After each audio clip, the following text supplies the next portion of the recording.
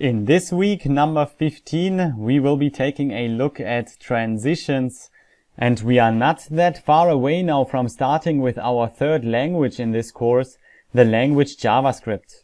And one core thing what we will be doing with that language is we will be changing the look of our content when the page is loaded already. And the look of our content is of course defined by the CSS values that we have given to properties for that element. Meaning we will be changing the CSS values ultimately, and with JavaScript we can really do that at any time that we want to, or for example in reaction to an event, a so-called event that occurs. And an event can really be anything. For example, when the scroll bar gets scrolled by the person visiting our website, or when that person clicks with his mouse or presses a keyboard key, and up on that event, such an event happening, we can then change the look of our content, of a certain content, and we can also do it at any time. Now in CSS already there is a little bit of an overlap to the JavaScript language, since first of all we can do things over time already, and secondly we also have a couple of events available. And one of those events we have already worked with, and that is the event of when the mouse is hovering over somewhere. For example, we have used it for our drop-down menus to appear. So once the list item is hovered over, then the drop-down menu that's a child of the list item will then be changed from display none to display block. So we are changing the look. We are changing a CSS value. I have now also given this orange box here a couple of settings and also a couple of settings when it is being hovered over. So these are the original settings that the orange box has. It has a width of 150 pixels, and once the mouse hovers over it, then it changes to a width of 500 pixels. So the values of the properties will ultimately change when an event occurs.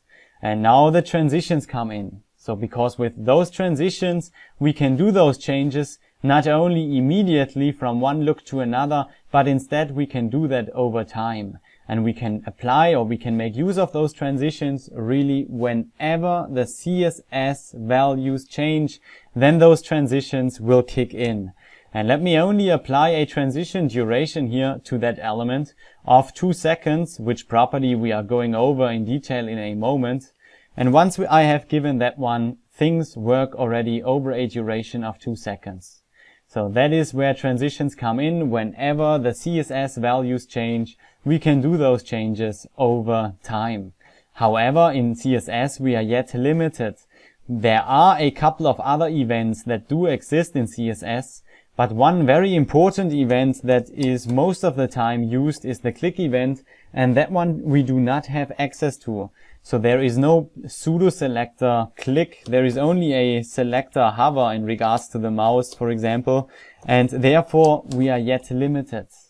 And that's also the reason why we will be rather working with smaller examples in this week, where the mouse you would usually hover over, meaning smaller elements such as this one. In this case, a color is coming in, so that effect we will be taking a look at, or a color coming in only from the left, or for example coming in from all sides towards the center. That's exactly the effect that we had here, or for example from 2 sides. And rather smaller things usually we would make use of in regards to hover, therefore rather smaller elements. But still we will be taking a look at click events towards the end of this week as well, in order to understand how powerful transitions actually are when they are applied up on a person clicking somewhere. For example, on this website here, once the person clicks on this arrow key, so such sliding effects can occur, things over time. And what is changed here usually is just the margin on the left, as we will see later. Or for example, could also be done with the left property. That one could be changed here over time. And that ultimately gives us that effect of a sliding here. Or for example, right here, once this arrow key is pressed, what's changing here is the opacity. And the opacity is being changed over time. One image is coming in, the other one is fading out. Opacity 0, opacity 1, the property that we have gotten familiar with already. And we can also create entire layouts by making use of transitions. So when one page is visited and we are going to instead of having a scroll bar, we can scroll down by using transitions, like over time, doing things over time. What we are most likely used to from an iPad or from a smartphone, there things are sliding the entire time. It's kind of a plaything to have for our users, for our visitors of the website. It's a very nice thing, and I would argue this is where also websites are very much heading towards, like an iPhone style or smartphone style, where things are sliding around. But since we are yet limited, we cannot really apply those things, but we will have a little bit a look in order to see how powerful things are, but rather we will concentrate on smaller parts like those ones. And we have seen that the transition we have applied here was very easy to set up. All we have done is we have given it a duration of 2 seconds, and that's it already. And the transition for our orange box in our case worked.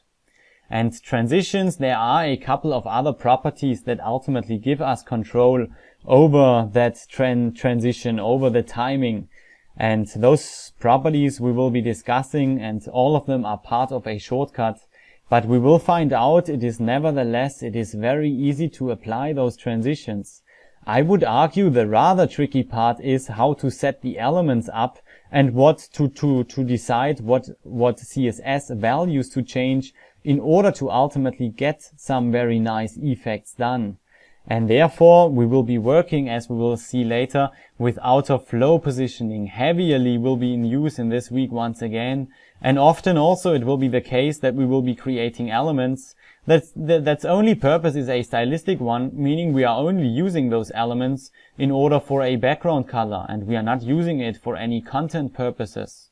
And HTML is our language in charge of the content, and CSS is the one in charge of stylistic things. And therefore, in order to keep the languages separated, the better option of creating such an element is not in HTML, but in CSS, by making use of the before and the after pseudo element selectors together with the content property, the ones that we have worked with last week quite a number of times also. And also what will be in use, for example, is overflow, margin, white space will be in use, border. Quite a number of properties are coming together in order to give us the setup, how we set things up in terms of elements, and also what properties then ultimately to change is defined by that setup. So that, I would argue, is the rather tricky part. Transitions are fairly easy. And those ones, however, the individual properties right here, as well as the shortcut, we are now starting with, and then afterwards, once we have discussed them, we will go into actual examples. And the transition duration, that is the one we will be starting with. That's the one that we have already defined here. And that is, as we have seen, the only one that was needed in order for the transition to work. And that is because by default, the value that's being used here, if we don't specify anything else, is 0s. And the S is the abbreviation for the unit seconds. And therefore 0s, what 0s is meaning, there is no transition at all. There is no timing. So meaning things are just changing from that look to that look immediately as soon as the mouse goes over it. And therefore that is definitely the property that we need to define a value for in order for the things to work over time. And here we can not only define a value in seconds, such as 2s, we can also define a value in milliseconds. For example, 2000 milliseconds, ms, also the abbreviation for that unit. 2000 milliseconds is the equivalent to 2 seconds. The next property is also one where we would give a value in seconds or in milliseconds, and that is the transition delay. So when the CSS values will change, so in our scenario it is when the mouse hovers over the element. And then at this point, when they are about to change, we can delay them by a number that we specify. For example, let me go for 1 second.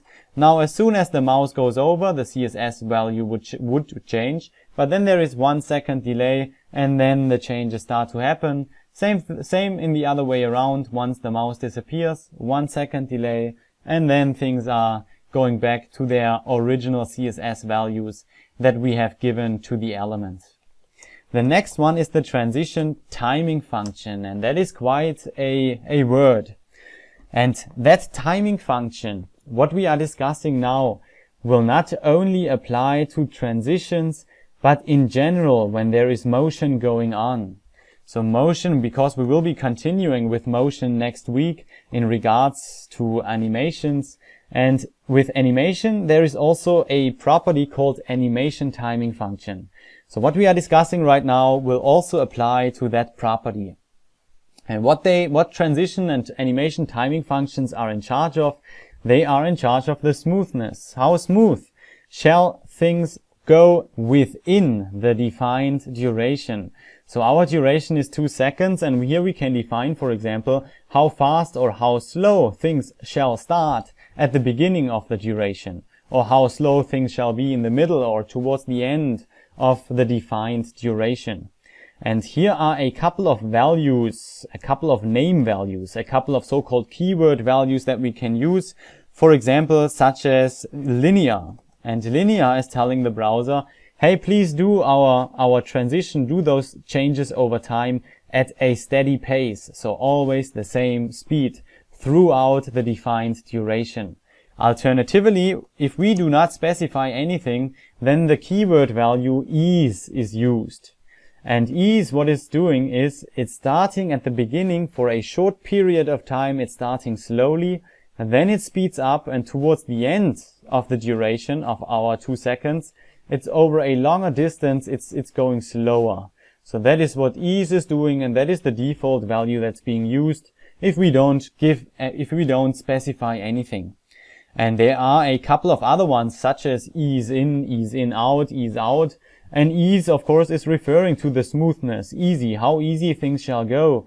And therefore, often this timing function or this behavior that is going on here, that we are controlling here, that is often referred to as easing. And what ease in, for example, is doing, it's starting slowly, as the name implies. Ease out is ending a little bit slower. Ease in, out is starting shortly a little bit slower and shortly ends a little bit slower. So as the name already implies, let's take a look at those ones at an actual example in regards to this website here. Here we can see a couple of balloons, and all these balloons will ultimately reach the ceiling once the mouse hovers over here after a duration of 3 seconds. But how they reach the ceiling within those 3 seconds, that is what differs. So the default balloon, the default value is ease. It's not default, it's ease actually. And here linear goes at a steady pace. Ease in starts a little bit slower. Ease out ends a little bit slower.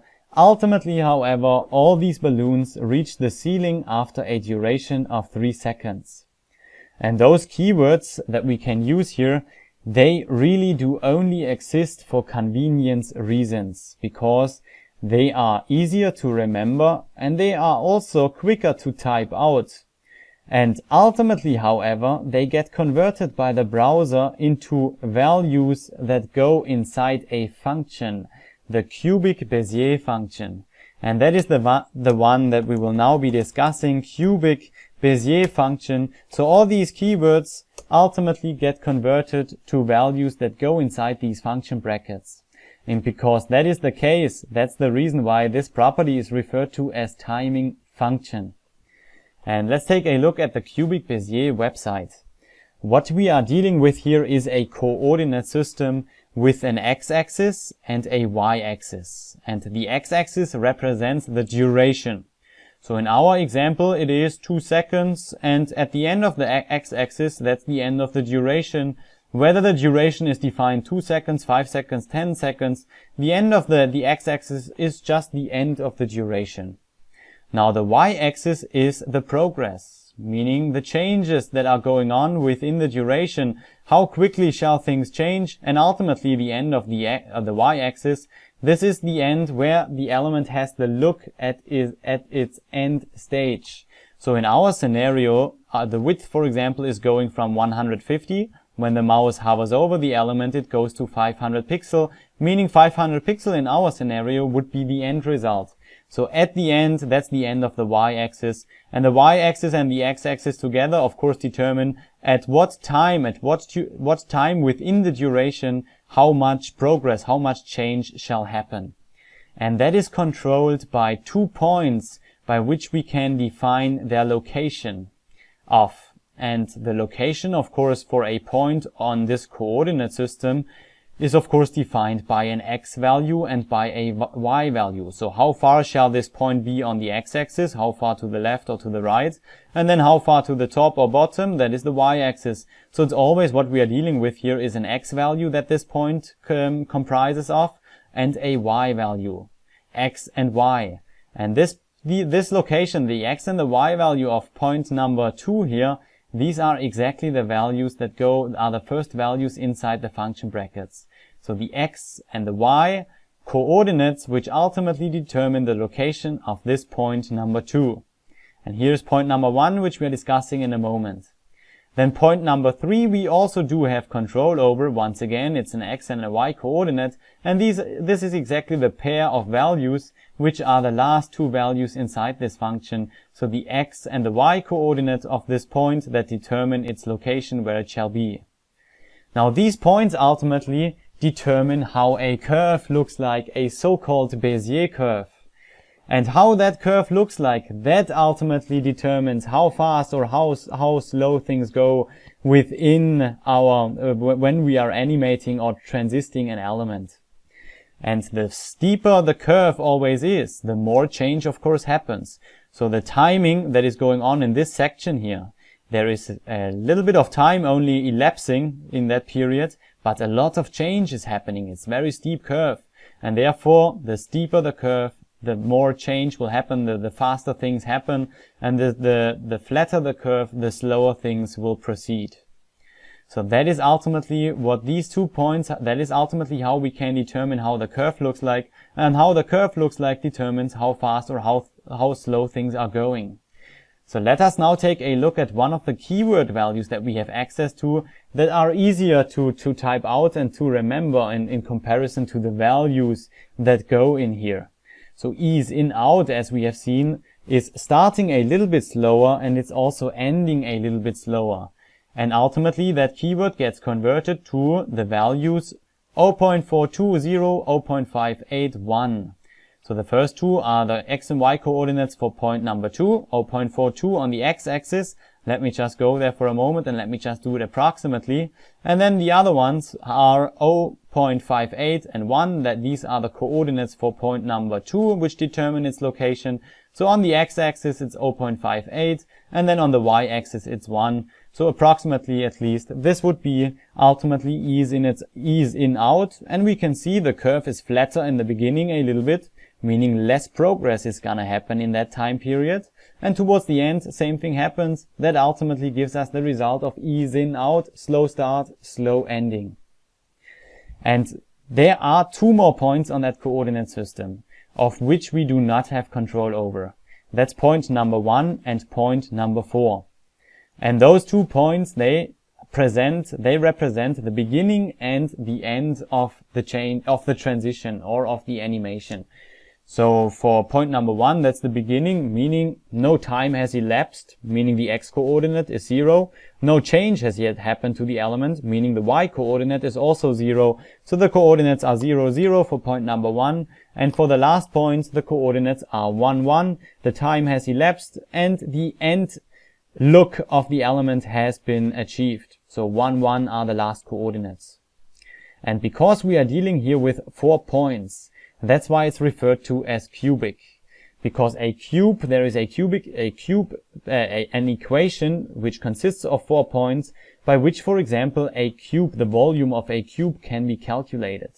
And that is where cubic comes from, because we are dealing here with 4 points, and because those 4 points ultimately determine how a curve looks like, and that is a Bézier curve. Bézier is just a French surname from a person that made significantly use of those curves back in the days, so it was named after him. That is where that name comes from. Cubic Bézier, and the values that go in here are the values, the coordinates for point 2 and point number 3.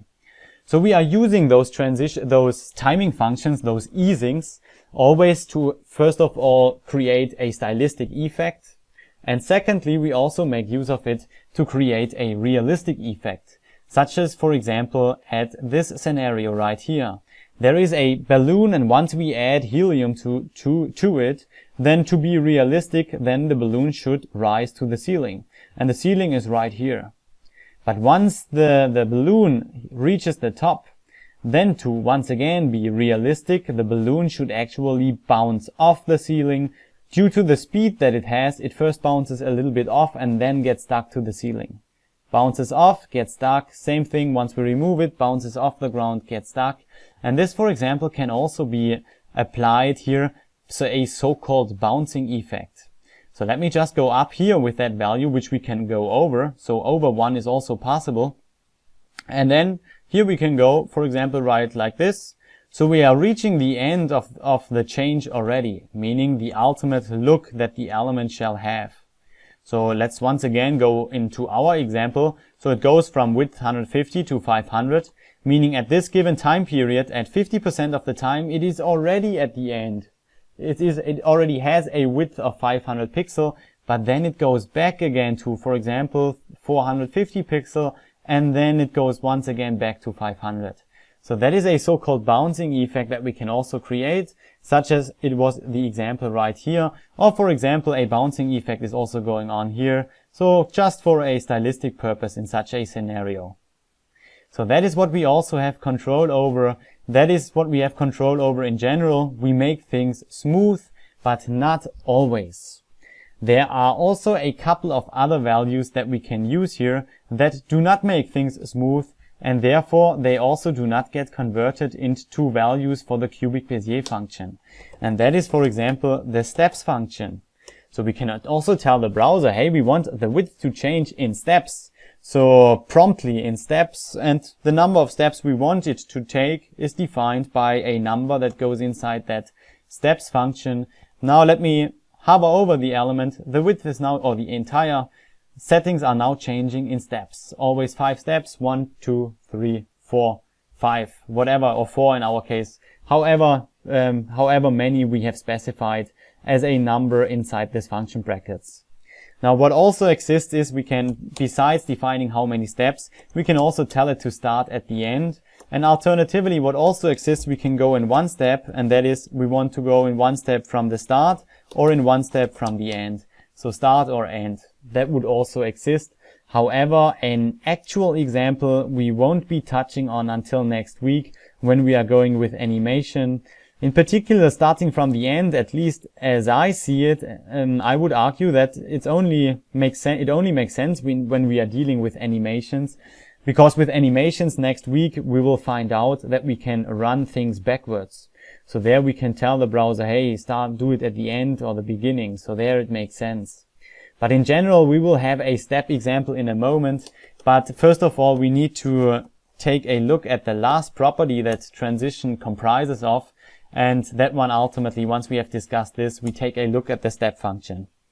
And the next property here is the transition property. So here we are determining the properties that we want to change over time. By default, the keyword value all is used. And that is the default value, and that means that all of the property values that change at a given time, in our case when the mouse hovers over it, all of them will ultimately change over time by the defined duration, defined delay, and the defined smoothness, all of them.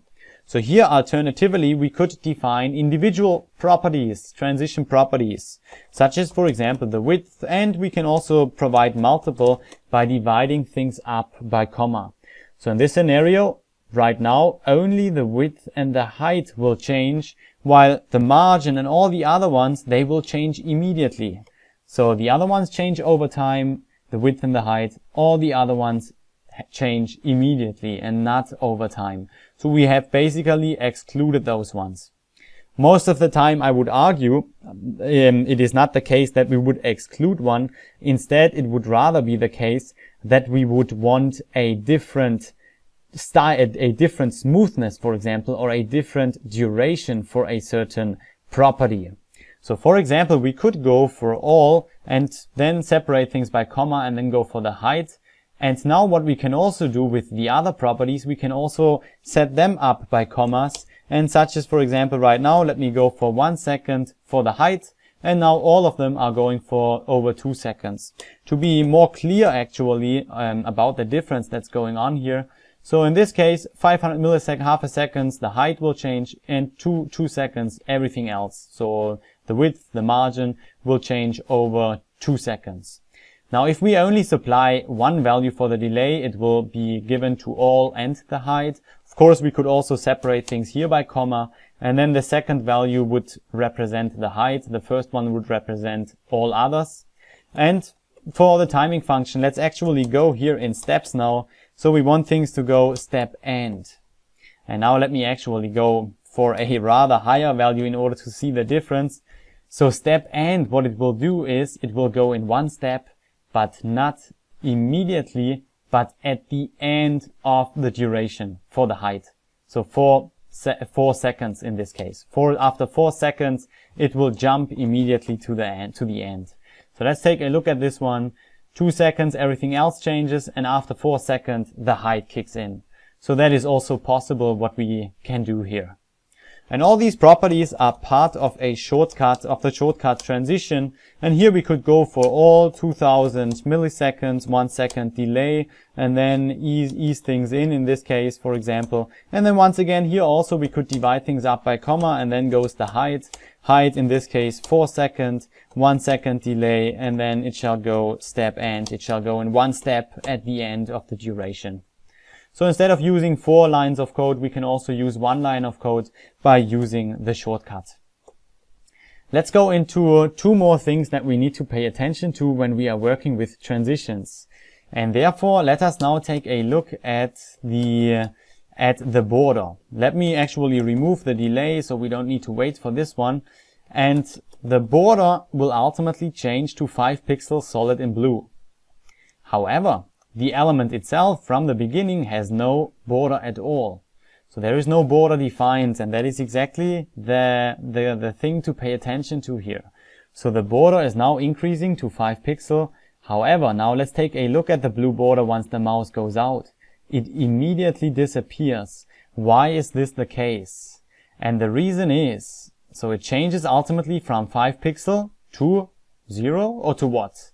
And that always depends on the default values that are used if we do not specify anything.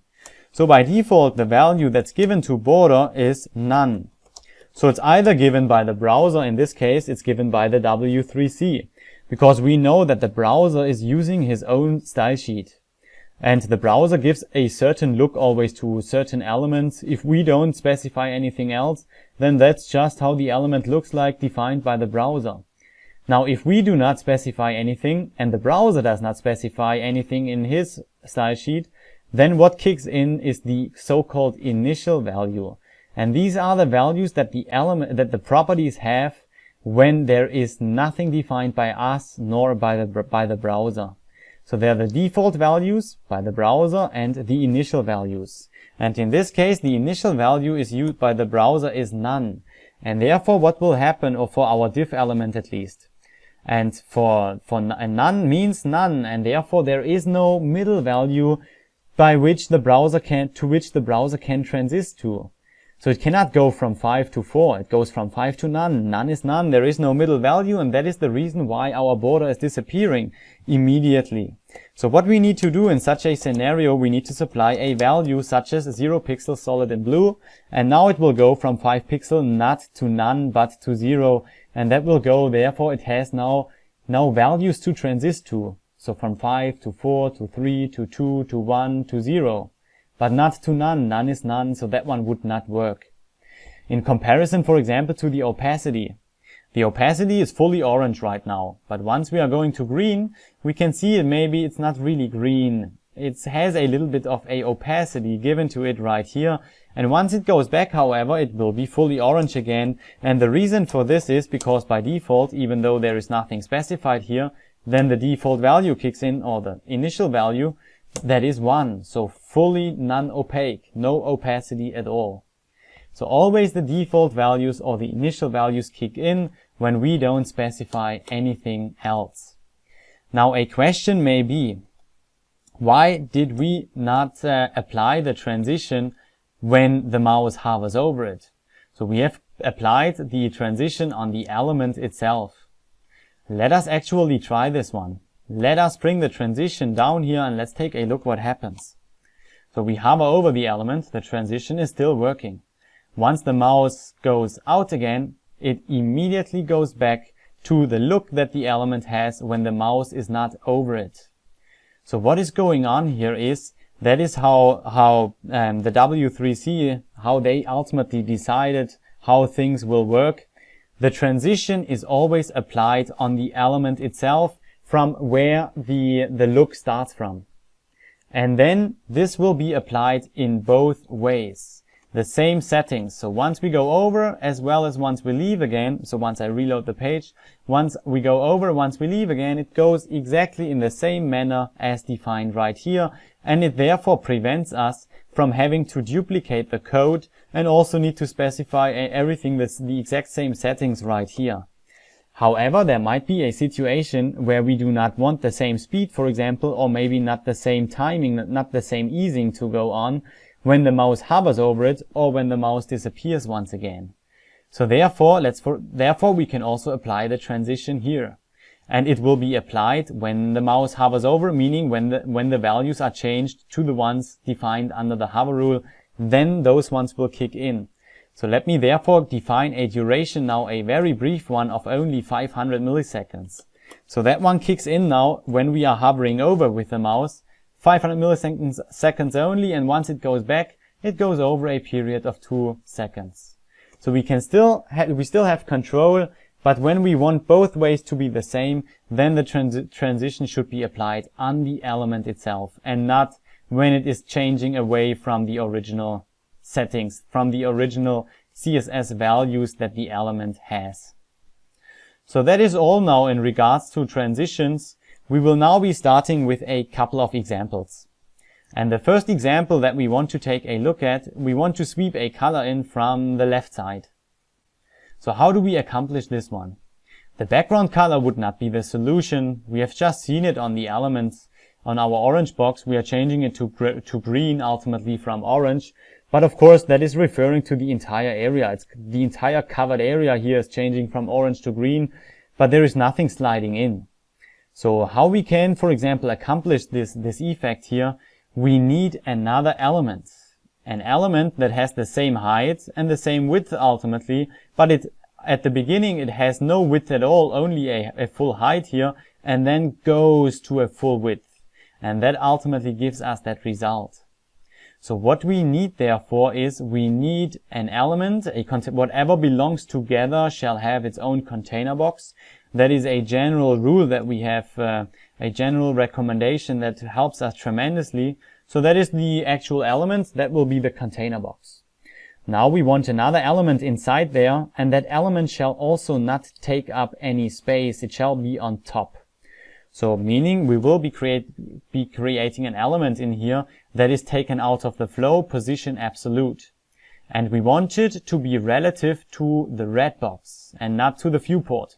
So the red box we change to position relative, and the box inside here is position absolute, and we give it a height of 100%, and when the mouse goes over it, we give it a width of 100% as well. So it goes from width 0 to width 100%, which ultimately gives us exactly that effect. However, there is still one thing to pay attention to because we have text. And that text cannot be inside the red box. Because when then the blue box is covering that area, it of course also covers the text. However, the text shall of course always be on top. So therefore, we will also be creating another absolute positioned element in here, which we also give a height of 100% and a width of 100%. And this one will have the text inside it. And this green box, we give a higher Z index value, so that this box is always on top, meaning the text, the box that includes the text is always on top. Therefore, the text will always be visible. Let's take a look at the actual setup in HTML. So what we are dealing with here is a container box. That's the parent. Whatever belongs together shall have its own container box. So that one is our red element here, which I've just given an identity of sweep one container. And inside here are two other elements, and they shall be not taken up any space. They are out of the flow. Both of them are position absolute. This one includes the text. This one includes the color, only in charge of the color. And therefore, because they are absolute, so when we are applying a percentage width, 100% or something, it should refer to the parent and not to the viewport. Therefore, the parent position absolute. Let's take a look actually at the CSS code, what we are dealing with here. The parent has a width 150 pixel, height 100, and position relative, and it's red. And then its child, with the text, the div element, shall ultimately have a width and a height of 100%. We center the text by line height, text align, and it shall be out of the flow, position absolute, and it shall have a higher z-index value. So I've given it a z-index value of 100. Now our second element, I have created virtually a faked one in CSS, because this element has no content purpose at all. It is only there for a stylistic purpose. All we are doing with it, giving it a color. So no content, no other elements go in there, no text goes in there. And therefore, the more appropriate way of creating that element in order to keep the languages separated, therefore, is do that in CSS by making use of the after or before pseudo element selectors together with the content property. So we are selecting here always the parent and then attach after or before to it. And then we are selecting the parent, and it will then create either a virtual first child or a virtual last child, depending whether we are using before or after. And here, what we have done to that element, we have given it position absolute, of course, also out of the flow, a height also of 100%, and the width shall also be 100%, but it shall start out with no width. So the box shall not be visible yet. It has no width, it is not visible, and once the mouse hovers over the actual parent container box, then the faked child there, the after child, shall become a width of 100%, and let's give it a transition of 250 milliseconds, and here we have exactly that effect, and the text will always be on top, because that text we have given, or that box in which the text is inside, we have given a higher z-index value. Now let's apply a bouncing effect to that transition, so that we are faking now exactly that example here. So when the mouse hovers over, there shall be a bouncing effect. So that bouncing effect we have right here. Let me just copy and paste those values over, and we want that effect to happen when the mouse hovers over it. So right here, so here we can apply a transition timing function now. And the timing function we want is a cubic Bezier function with a couple of values that ultimately cause that bouncing effect. Now let's go over it, and here we have it. Let's maybe go a little bit more slow to see it a little bit better. So here we have our bouncing effect. And the transition timing function that's being applied on the way out, there is no bouncing effect, because here what's being used by default for timing function is ease. So here it's transition timing function is ease, and now only when the mouse goes over it, it's now bouncing. Let's take a look how could we accomplish this exact same effect, but not only from the left side but from the top. So of course, all we need to do in this scenario, instead of doing that exact same example with the height, we are doing with the width, we are now doing it with the height. So we are changing the height ultimately from 0% to 100%, which gives us exactly the same effect ultimately, just coming from the top. Now let's assume we want that effect to occur, or to be there from the right side or from the bottom. Now this is not really possible by using the width and the height property, or the height property, because the width always comes from the left side and the height always comes from the top. It cannot come from the bottom, and the width cannot come from the right. However, we have seen that the width and the height we can also determine indirectly by making use of top bottom together and right left together. Those properties that we now have access to since we have taken the element out of the flow. So let's now give it a full height first of all. A height, let's outcomment the width and the height here, and instead let's go for top 0. Let's also go for bottom 0, and 0 is 0 pixel or 0 100%. 0 is always 0. So let's take a look what that one actually once again does.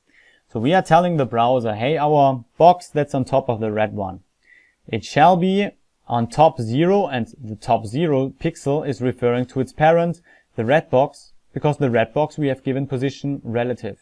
So that is what the relativity point. So top 0 pixel means 0 pixel from top.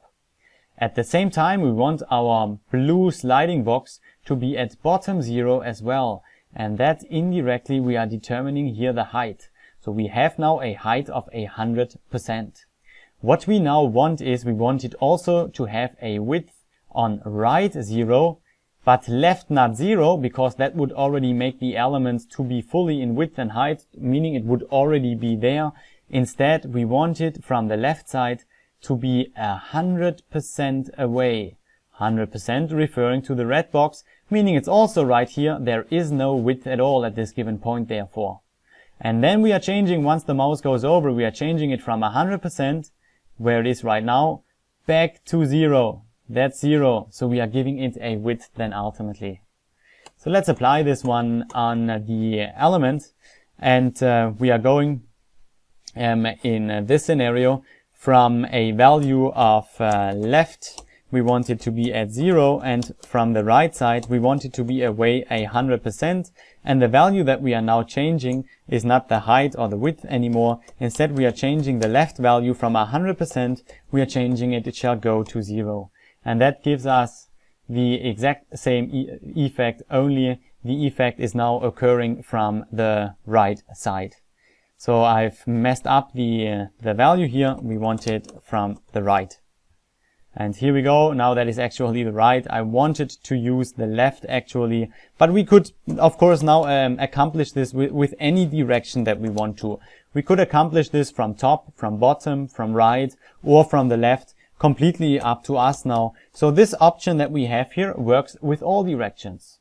Width only works from the left, height only from the top, and by using those ones, the top right, bottom left values, we can now accomplish this effect with all the sides, and always going from outside inside. So that is where the color is increasing. It always goes from outside in. Let's go into another option that we have in order to achieve this result. And let's first of all get the width and the height back. At the same time, we also give it a background color, and now it has we also give it a height of 100%. Meaning the green box, or the blue box, green, what did we give it? Green is already there. But instead what we will be doing now, and that is something that we have used when working with triangles last week, we can now give it a border. And we have already given all our elements the box sizing property a value border box. Meaning when we are setting a border or a padding on an element, then the border and the padding will already be included in the width and the height calculation. So if we would now give that element a border at the bottom of 0, and then once the mouse goes over it, we give it a border at the bottom of 100 pixel, which is the height of the element, then the border is coming in 100 pixels from the bottom ultimately. And then once it has 100 pixel border, then this element does not consist of any content area anymore, but only of border area. So exactly the same thinking as we have worked with triangles last week. So let's actually do this with border at the bottom, and we want it to be 0 pixel solid in blue, and then ultimately once the mouse goes over the element, we want it to be a height of 100. So that's 100 pixels, and once we are going in, that border is coming in. And in this scenario, of course, we would remove the background color to ultimately have the original effect once again. And the border we can of course always apply on the left, on the top, on the right, and at the bottom as well. So we can make this option gives us all the sides. We can accomplish this from all the sides, and the border is always coming in from the outside. Border always. And with left, top, bottom, and right, we can also go from inside out, of course, and outside in. So we can position left 50%, right 50%, for example, and then go out to 0. So that would be possible as well. And now let's do a combination here. Let's go for border bottom. At the same time, we are now using border left and right down here as well. Now left and right border are in charge of the width, and the width of the element is 150. So we now also want a left border, and let's change the color here as well. So what effect we could create here, we could come in diagonal as well with two different colors that we specify. So that is absolutely, of course, also possible. Let's now go into one more option that we actually do have here in order to accomplish this example. There is actually even one more option further, but the vocabulary we have not yet discussed, so that's coming in 2 weeks ahead of us. Let me now give this one once again a width and a height and a background color so we can actually see it. So here is our element. Now let's give it a margin on the left of the width. Left, right is always in charge of the width of 150 pixels. Now let's see what happens. Here is our green box. It's now right at the outside. And if we give it a negative margin, it's on the other way. So now what we could do on the red box, the green box is a child of the red box, we could say on the red box, hey, the overflow shall not be visible. By default, the value that's being used here is visible. Now let's set it to hidden. And that ultimately does not make the green box be visible. However, once we are now hovering over with the mouse, what we will be doing, we change the margin once again back to 0, so no margin at all, and that will ultimately give us the exact same effect as we had before. So margin left, and here we go, we are sliding in from the left. And we could do that with negative or positive values here, so either from the right or from the left. And of course we could also use margin top, and we can make that happening from the top and bottom as well with the margin property. So these are the 4 options that we have, and understanding them is very important also for the coming examples that we are going over, and to decide which option is the right one in what situation. Let's go on to our next example, and that includes that circle. How to create circles we have seen last week. So we just give a square box a border radius of 50%. So what I have here, I have a square box 100 by 100 in width and height. And this one I have given a background image, and that background image I have brought to the center. And now with background position, center. And now what we want to create, we want the color to come in from all the sides, like it is the case right here. And before we get started here, there is one value for the box shadow property that I ran over last week, by which we can create some nice effects. An effect such as the one that's going on here. There is a nice kind of frame around this circle. Let's therefore first of all once again very briefly take a look at the box shadow property. We know it consists of a number of values, and this one is the color. So I've given it already a color of white, and in addition a little bit of opacity. So RGBA, A stands for alpha value, that's the opacity. Alpha value means a number between 0 and 1, a point number. And RGB, red, green, blue. So the first value here is the horizontal shadow. Let's go for 10 pixel, for example, and let's take a look what happens. So the shadow goes horizontally either to the right or to the left. So depending whether we are using a positive or a negative value. So that is what the first value is doing. Now the second value is doing the exact same thing. The only difference is for the vertical direction for top and bottom. Now the third value is directly referring to the color itself. So how much shall the color fade out? At this given point, the color is going out immediately from its color to nothing. Now in this scenario, let me just change the color for a moment to make it more clear. So over a distance of 10 pixels, it's now blurring out that color from fully red to less to no red at all. So this is referring to the color, and it is referring to all the sides, top, right, bottom and left. Now our next value is also referring to the color, and that is the spread which I ran over last week. And with that value, it also refers to the color and also to all directions, to top, right, bottom and left. And when we supply it, we ultimately determine how much the color shall spread in all directions, and that is exactly that gives us that frame. And a shadow, as we know, we can always bring it towards the inside by using that keyword here, inset, and that brings the shadow towards the inside, and that ultimately gives us that result, exactly the same one that is going on right here. But let's really go back to our actual topic. So we want a color to come in from all the sides, and all the colors they meet in the center. Now, width and height not gonna give us the solution. Width only comes from left, height only from top. Now, what about margin? Margin won't give us the solution either, because our element is always positioned at the outside, and it can only be positioned on one side. We could accomplish this effect, of course, ultimately by having 4 more elements, but that is, of course, not an efficient way. So the other option was top, right, bottom, and left that we had there. And that option, let's just check it. We of course need to start from the outside.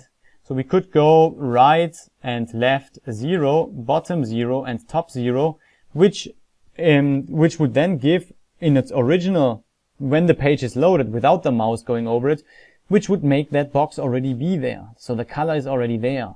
So we could change it then to 50% ultimately, so they all go in, but that would then make the color disappear. So we are basically exactly doing the opposite with top, right, bottom, and left, since we have the color already there and then it goes out towards the center. So the center was accomplished already. We can go to the center, but it's doing the exact opposite with the color. It's going out instead of in. The color becomes invisible instead of visible. So the other option that we have discussed is the border. And the border comes from outside in, so that is exactly the solution that we need in this given situation. Instead, we won't be applying now a border left. We will just use the border property, which refers to all the sides. It has a width and a height, this element, of 100 pixels. And we give it a border of 50 pixels on each side, meaning they all meet in the center. And that ultimately gives us that effect. Once again, it's the same setup. We have a container box, position relative, 2 children, one with the text, same size, 3 circles of the same size on top of each other. One has text and the other one is created in the faked way because it has no content purpose. So whether we use after or before doesn't matter, since the element is taken out of the flow. So the order is usually irrelevant in this case. Now let's give it a transition, and now what's changing is the border property from 0 to 50 pixel. So once the parent element is hovered over, then that faked last child shall change its border to 50 pixel also in some kind of red. Let's take a look at the font size here. And what we now want, we want that text to come in from 0 font size, meaning from not being there, to a font size of 18 pixels. And we want that to happen over a duration also of 300 milliseconds. Now let us go over with the mouse, and we can see quite a strange effect going on here. That is a bug that is going on in Firefox, and only in Firefox. So first of all, that text is flying in from the bottom and flying out towards the bottom. And that is something that we can remedy, that it has to do with a line height here. And that line height we can apply on the parent, and then it will be fine since the child has the exact same size and line height is inherited, so it will be inherited. So that effect would be gone, that strange behavior, that buggy behavior. However, let's take a look at this text, and it actually does not go out to 0. Instead, it goes out to 5 pixel, and then it doesn't change over time anymore. Here the text is still there also when it appears. It immediately goes to 5 pixel and then it happens over time. So there is still buggy behavior, and that is therefore whenever we are dealing with text, I would recommend to never change the font size at least. A better option there would be to scale things up and down.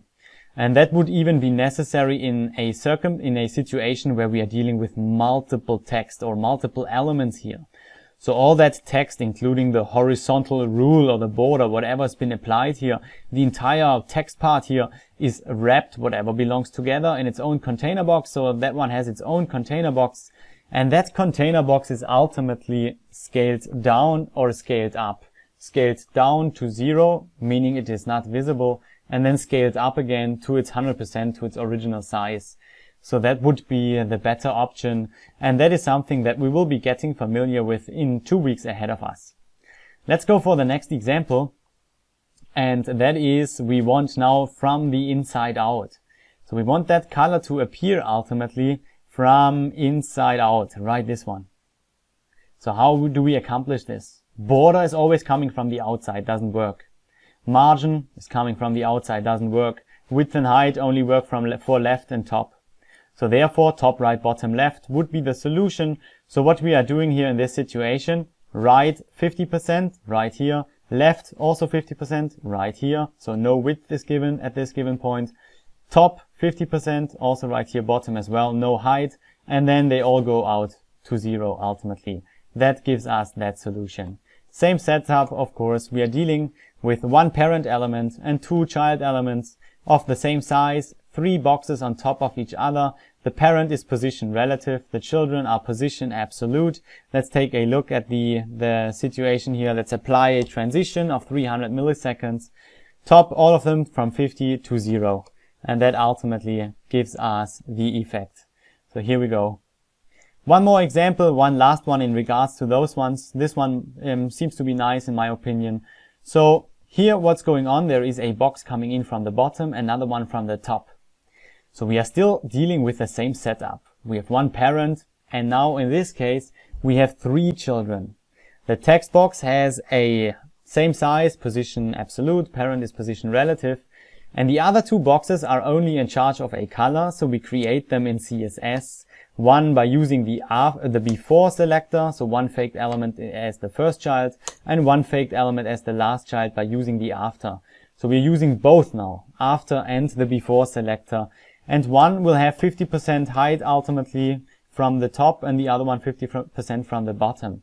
So let me just mark it for a moment. What we are doing here is we are having our first element, top 0, and bottom 100%, also right here, meaning no height.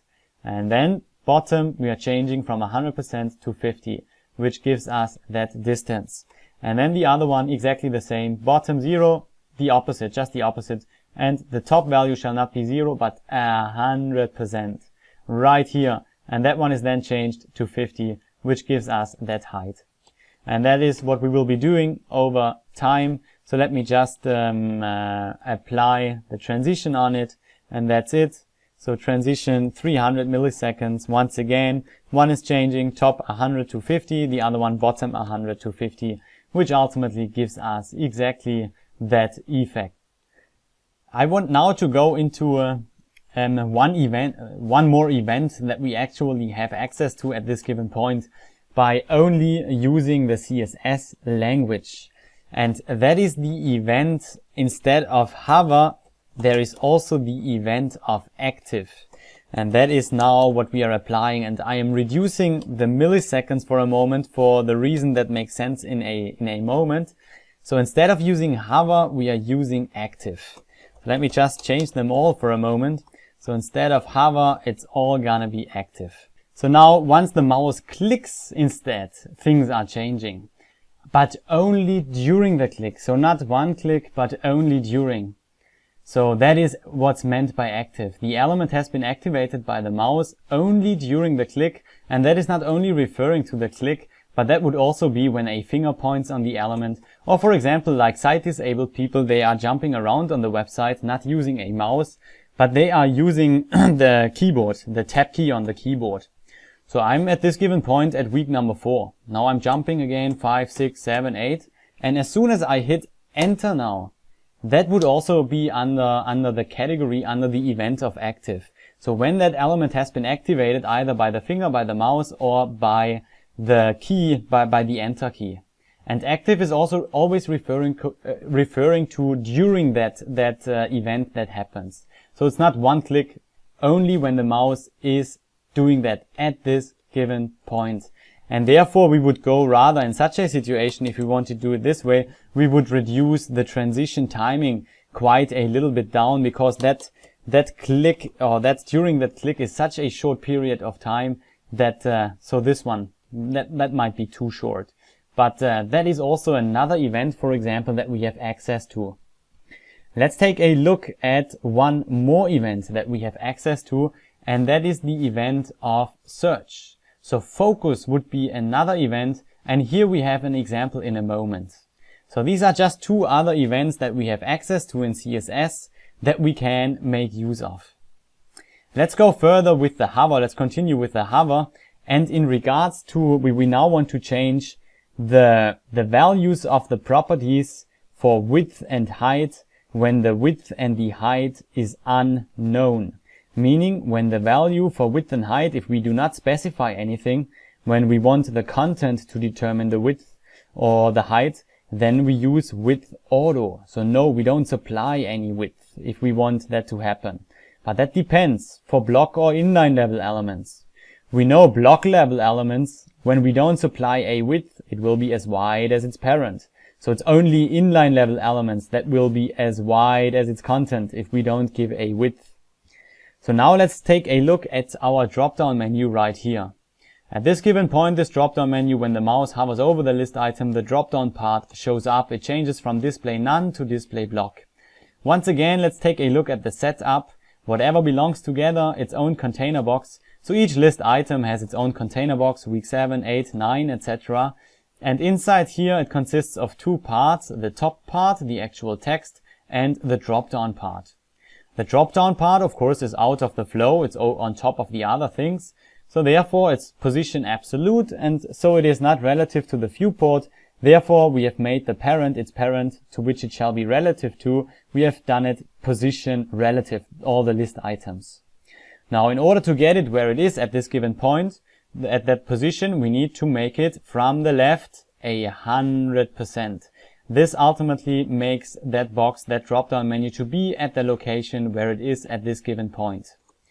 Now let's take a look once again at the width at this example. Because the width, we have not given it any width because we want that content of the drop-down menu to determine the width in case we do not always know how wide the content is. Let's, for example, assume we are using the exact same CSS code for week number 7. And there, for example, would also be a drop-down. However, that text inside here would be larger, would go until here, for example. So we never know how wide it is, so we want it to be determined by the content. Now we know block level elements as wide as their parent, inline level elements as wide as their content. That is what we want, as wide as the content.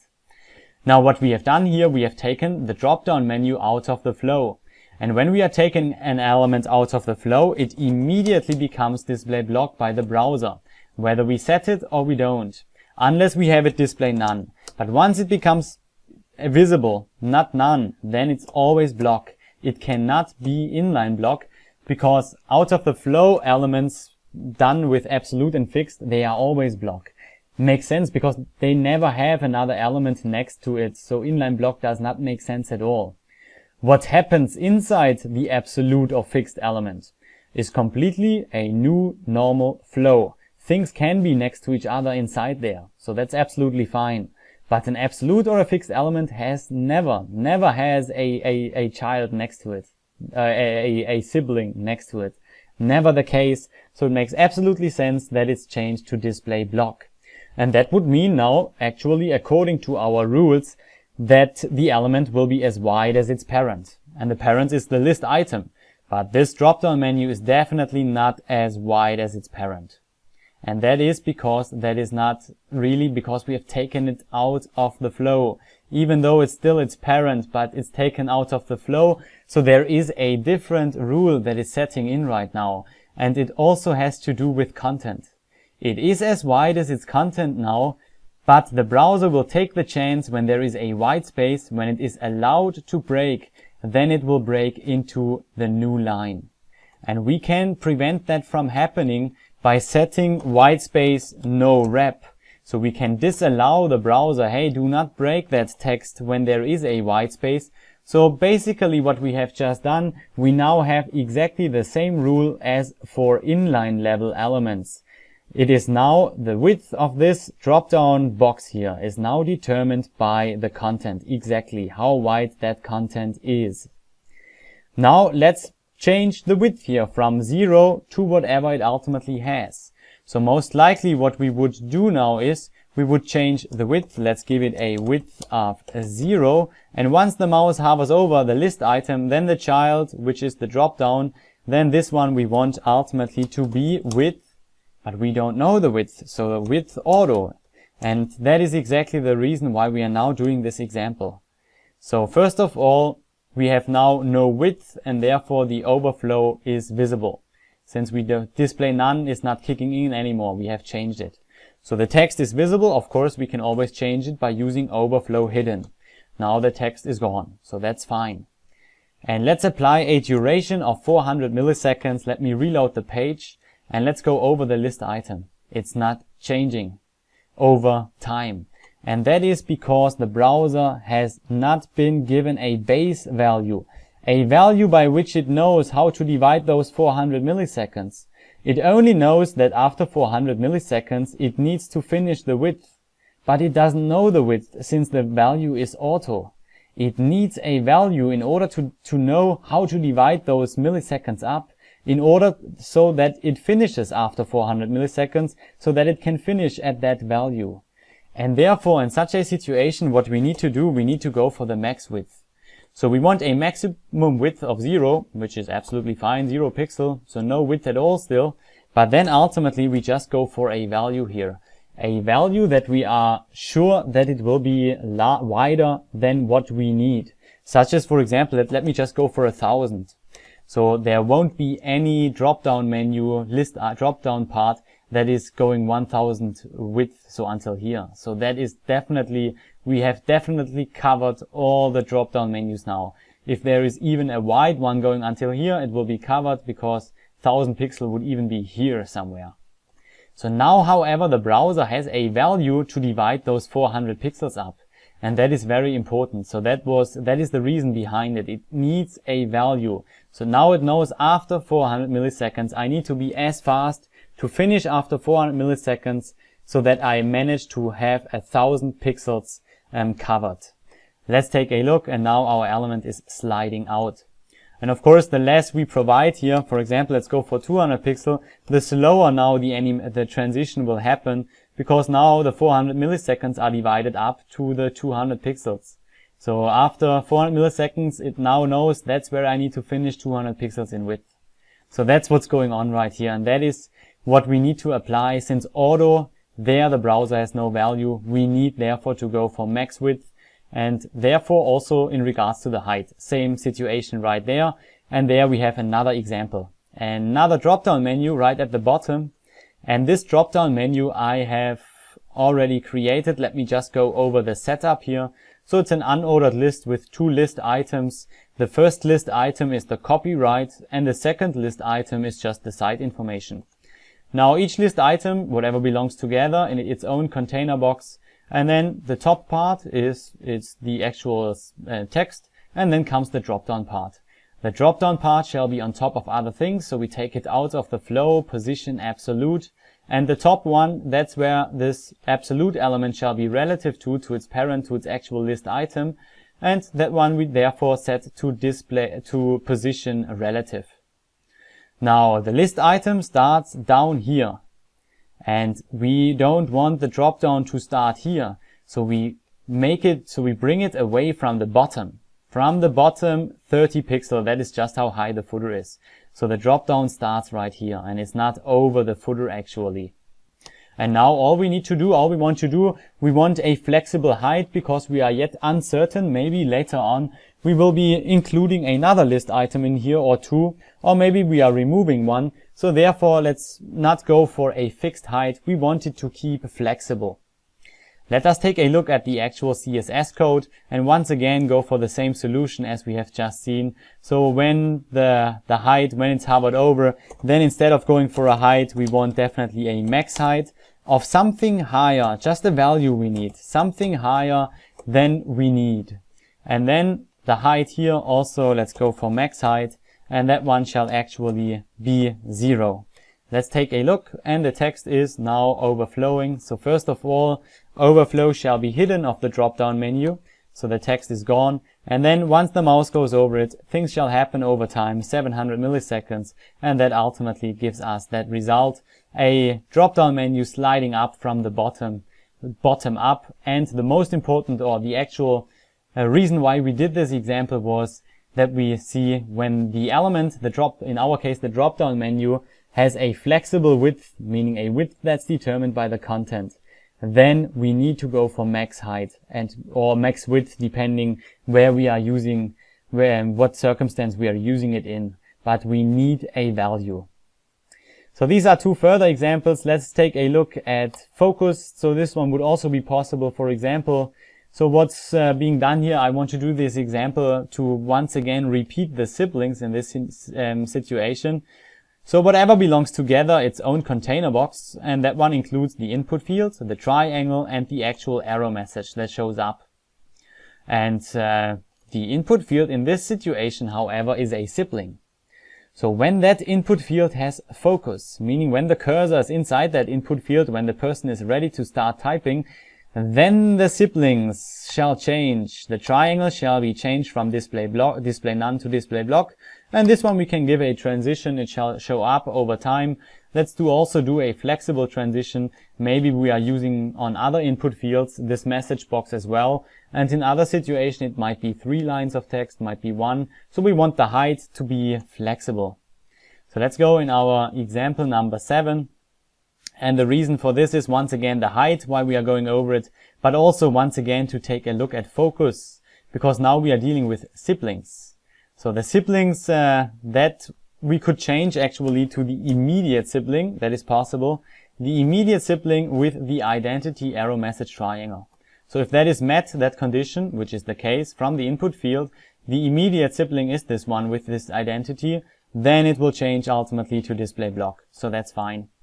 Now let's take a look at the other one, and that when the input field has focus, then this one shall show up. But this is not the immediate sibling, so in this case we just go for the all siblings selector. So all siblings with the identity arrow message shall then change to a max height of 300 from a max height of 0, and the triangle shall just show up. So and that's over a transition, over a period of time of half a second, and that ultimately gives us that solution. So these focus, active, and hover, these are a few events to which we have access to in CSS, and therefore we are limited. But transitions can really be applied always, whenever we want to. The condition that must be met is the CSS values need to change, nothing else. And therefore we will now be going over 2 more examples where there is a little bit of JavaScript involved, just to see that we also have other options to change the CSS values with JavaScript, and to see some greater examples here. For example, we want here a menu to show up. So here we have a button, the orange box here. So when that one is clicked, the menu closes or shows up, depending whether it is opened or closed at this given point. Let's take a look at the actual setup here. So those ones, they are fixed, so they are always there, fixed to the viewport, so position fixed. And therefore, whenever something is fixed to the viewport, it's a common way to create them right at the beginning of the body or at the end. And here we have the green one, whatever belongs together, its own container box, and that therefore also includes the orange button. Now, the orange button, everything that's inside here is fixed as well. It's been treated as one. That is one of those features which makes sense. So we don't have to set each and everything in there to position fixed. So everything inside is position fixed already, but we can still make now this child position absolute. It will be fixed nevertheless from its parent. So that one I have taken position absolute for the only reason so we can make use of the properties top and left in this case. So from the top, it's away a little bit by 100 pixels. I have set it to 100 pixels from top, and also from the left here, 100%. So right here, so it is right at the outside of the green box. Now that is the setup. Let us take a look at the CSS code that we are dealing with here. And what I have given the green box, I have given it a value for left of negative 250 pixels. And that is exactly the width. So that is before anything happens. Now let's take a look, and that's why the green box is gone. So it's basically, or it's kind of, sorry, it's kind of, it's kind of outside the browser window right now. So it's further to the left, 250, exactly its width. And once we are clicking, then what's changing is there is another class right here. And then the value is changed to left 0. Now the question once again becomes, or maybe not a question, but one more comment to specificity. Because that's exactly what's going on now. What's going on is it changes from this class, or this class is still being applied, but that value is gonna change because that class is being added. So let's take a look at the JavaScript code, which of course is irrelevant from how the code is written here. But the point is what's going on here. So whenever the element is clicked, then a class is either being added or removed, depending whether that class already exists. So let me scroll up. So what's going on when the button, the orange button is, the orange box is clicked, the opener, then for this one there is a class being added of opener, and when it already exists, this class, and then it's just being removed once again. And that is exactly already the setup. We have already have that class here, and that therefore changes then to left 0. And because this has the same specificity like this one, meaning the same, it's all, both of them are selected by class, and a class according to the point ranking is 10 points as we know. So both of them, it's a trade-off, it's face-off, both 10 points, and in such a situation the latter one will win. Therefore opened wins, so left wins, left 0. It changes then from left negative 250 to left 0, or the other way around, depending whether the class is set or not. And that is exactly what we are doing here. Now let's just apply here a transition, and let's take a look at this just over time. A question may now arise, why didn't we make use of left right here for our drop-down menus? And the only reason that why we actually didn't do so is because we do not know the width of the element. Because what we would have needed then in such a situation, we would have needed our drop-down menu to be right here, and then slide out, left, right out here. Now how can we define that element to be here? We know 100% is right here, so that would make the element to be here, the drop-down menu. But how do we get it here? And we can only bring it here if we know the width. Because if we don't know it, then it's not possible for the browser to calculate. We could use the calculation function if there was a known width, the calc function, C-A-L-C, and then the brackets, and inside there we can make the browser calculate something, such as, hey, make it 100% from the left, and then negative minus the width of the element. And then that would bring it right at this location. However, we just don't know it. So therefore, how do we bring it to that location? We could make it maybe, just to be sure, we could bring it maybe approximately here. But then when it slides out, it first needs to cover that distance over time and then it comes out. So it's just not the appropriate, just not a good idea in such a situation where we don't know the width to make use of that, of the left value. Instead, we rather went for max width 0 to max width whatever it ultimately is. Now, let's go the other way around in this situation. Wouldn't it be possible to make use of the width here? So let's just do it. So the width shall change instead of left. So left shall be okay, the width from 250, or actually the width shall be 0 at the beginning, and then ultimately the width shall change to 250 pixels. So let's take a look. And here we have our element with our green element with 0 pixels, but it has some text inside and that text is overflowing, which is still okay. We can go for overflow and set the overflow to hidden. But on the green box, and the green box already includes the orange box as well. And whenever we set overflow to hidden on the parent, everything inside becomes hidden as well. So the orange button would be gone, for example, in this case. Now we could take the orange box out, and however in this scenario already whatever belongs should be in its own container box is not met anymore due to a couple of disadvantages now.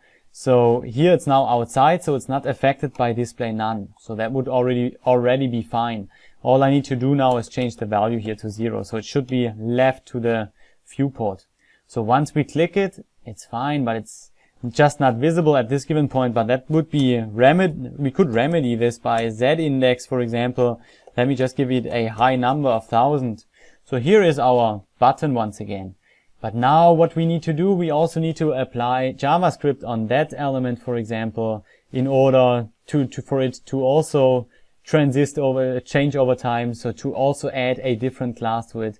That would be another disadvantage. So quite a number of them. And now let's look at the text. Now the text inside here is not whitespace wrap, so the browser can break at whitespace if he wants to. And whenever it reaches the end of the line and an entire word does not fit there anymore, it breaks it. So meaning the smaller the line, the green box becomes, the more words break. And that is of course visible, so that's not really a nice look that it has. So it always depends on the situation. Sometimes we use left, right, bottom, top, or sometimes we go for width, height. And in regards to our buttons right here, it was also border sometimes and margin, but that was only in regards to those. Otherwise, it's usually at least, sometimes margin as well though. We have an example actually in a moment. So it depends on the situation.